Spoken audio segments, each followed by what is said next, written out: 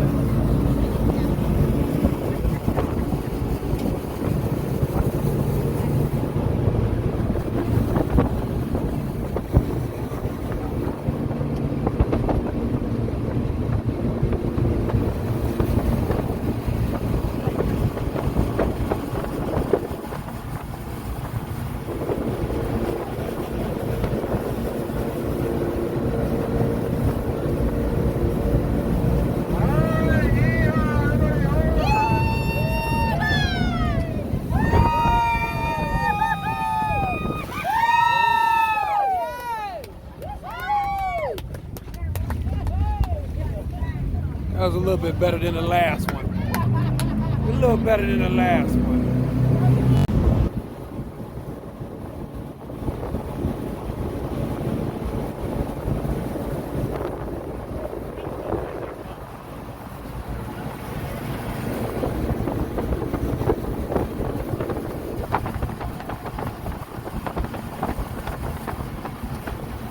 I hope he do that again.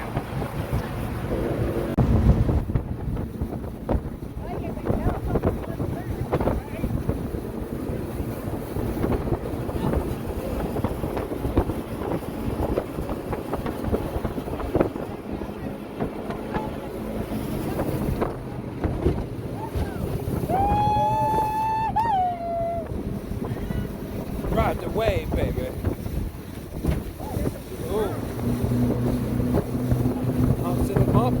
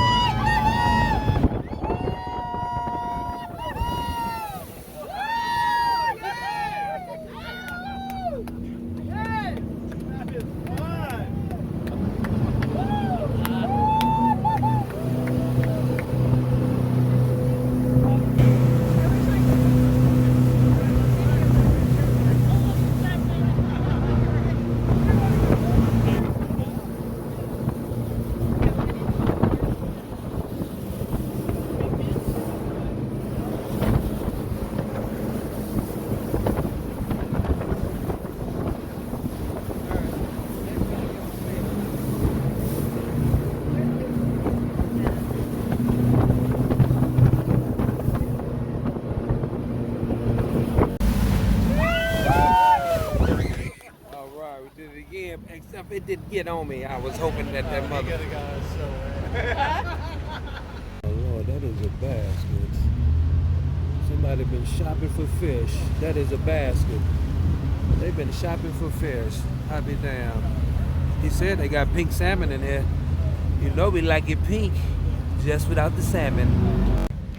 You know, it really started flooding after the gold rush, or it always flooded, but they started noticing, I should say.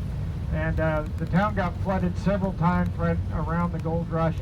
And then it was the flood of 1861 that really got the city to get in gear. And put a lot of things into action. They started with wagon trains bringing in dirt and just started building dikes along the river. And I don't think it's really ever They stopped. was building dikes they along the continued. river? There's probably thousands of miles of dikes What? now with all the on the Sacramento and the They were tributaries. building dikes And on the river. diversion channels, weirs, and eventually dams on all the rivers, trying to mitigate that flood. The flood of 1861 it created an inland sea and flooded the city of Sacramento for months.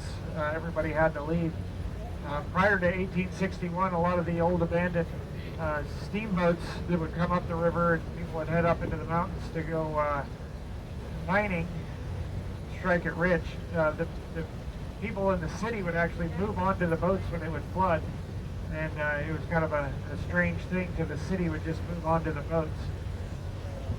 But even in 1986, when we got a great snowpack in the winter, and then the spring it started raining and never really stopped. And if you look over to your left, you'll see crawdads there, and on the roof you'll see the crawdad sign, the orange sign, and there's a piling right next to it on the right, and you'll see some different color stripes on it. That top kind of reddish stripe is 1986. That was the water line. Right below it, I believe, is 93 to 35 feet. And up behind us a ways, there's a big weir that diverts water out into the rice fields. And it'll suck so much water out of the river that in this section, the water will actually run upstream to try to get into that diversion channel, more so than running down. They've had to get pretty creative to bleed the water off in those times of flooding. Those go up and down with the water. Yeah, so all the needed more lumber, so Color change? he decided to build a sawmill about 35 miles upstream on the American River in what is now Coloma, California. Lights? And it was during the construction of that sawmill that James Marshall discovered. Oh, look at the sun off to our left. That's pretty.